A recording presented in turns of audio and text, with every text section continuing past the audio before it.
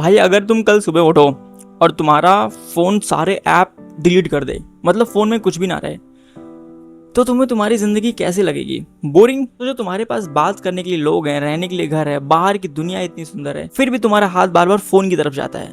क्यों? क्या तुम्हें सच में कुछ देखना है या फिर तुम उस खामोशी से बच रहे हो जो अंदर तुम्हारे शुरू हो जाती है फ़ोन रखने के बाद? भाई सोशल मीडिया का सबसे भयानक बात ये नहीं है कि तुमको वो क्या दिखा रहा है, तुमको क्या परोस रहा है। सबसे बेकार बात ये कि वो तुमको भुला दे रहा है।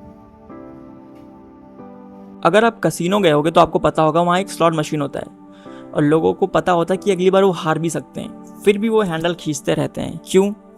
क्योंकि उन्हें पता ही नहीं होता कि अगली बार रिवॉर्ड मिलेगा या नहीं। और इंसान को रिवॉर्ड मिलने से ज़्यादा रिवॉर्ड की उम्मीद एडिक्ट बनाती है।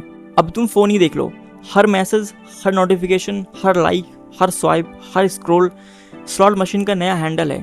तुम सोचते हो कि बस 2 मिनट चलाऊंगा, और 2 मिनट 2 घंटे में कैसे बीत जाता है पता ही नहीं चलता, और तुम्हें याद भी नहीं रहता तुमने पिछले 2 घंटे में किया क्या, देखा क्या। लोग कहते हैं कि सोशल मीडिया टाइम बर्बाद कर रहा है। मुझे तो नहीं लगता, टाइम तो कैलेंडर भी खा जा रहा है। असली नुकसान कुछ और है। तुम याद करो अपने बचपन, जब तुम आसमान को देखकर बादलों में चेहरा ढूंढा करते थे। मैं तो आज भी ढूंढता हूँ। और आज तुम्हें 2 मिनट की खामोशी बर्दाश्त नहीं होती। और अब लिफ्ट में हो तो फ़ोन, खाना खा रहे हो तो फ़ोन, बाथरूम में हो तो फ़ोन, दोस्तों के साथ बैठे हो तो फ़ोन। हमने ना बोर होना ही छोड़ दिया। और जब तुम बोर होना भी छोड़ देते हो तब तुम सोचना भी छोड़ देते हो। इसलिए लाओत्सो कहते थे कि खामोशी खाली नहीं होती, वो एक ऐसी जगह होती है जहां तुम पहली बार खुद से मिलते हो। लेकिन हम उस खामोशी को भी स्क्रॉल करके मार देते हैं। सोचो तुम्हारे पास एक पौधा है, तुम उसमें पानी डालने के बजाय तुम अपने पड़ोसी का गार्डन देखते हो। वाह कितना हरियाली है, कितना बढ़िया पेड़ है, कितना बढ़िया फूल है। और इस चक्कर में तुम्हारा जो पौधा होता है वो सूख जाता है। और सोशल मीडिया भी वही करता है। तुम दूसरों की जिंदगी इतना देखते हो कि खुद की जिंदगी जीना ही भूल जाते हो। किसी का यूरोप ट्रिप, किसी की लैम्बोर्गिनी, किसी की परफेक्ट बॉडी, किसी का परफेक्ट रिलेशनशिप, लेकिन किसी ने ये अपलोड नहीं किया कि कल रात वो रोता हुआ सोया था। हम दूसरों का एडिटेड मूवी देखकर अपना बिहाइंड द सीन लाइफ जज करना शुरू कर देते हैं और फिर कहते हैं कि मेरी लाइफ इतनी ऑर्डिनरी क्यों है। एक बार लाओत्सो से किसी ने पूछा कि सबसे अमीर कौन है। उन्होंने जवाब दिया कि जिसे हर वक्त कुछ ना कुछ चाहिए वो सबसे ज्यादा गरीब है। और सोशल मीडिया इसी भूख पर चलता है।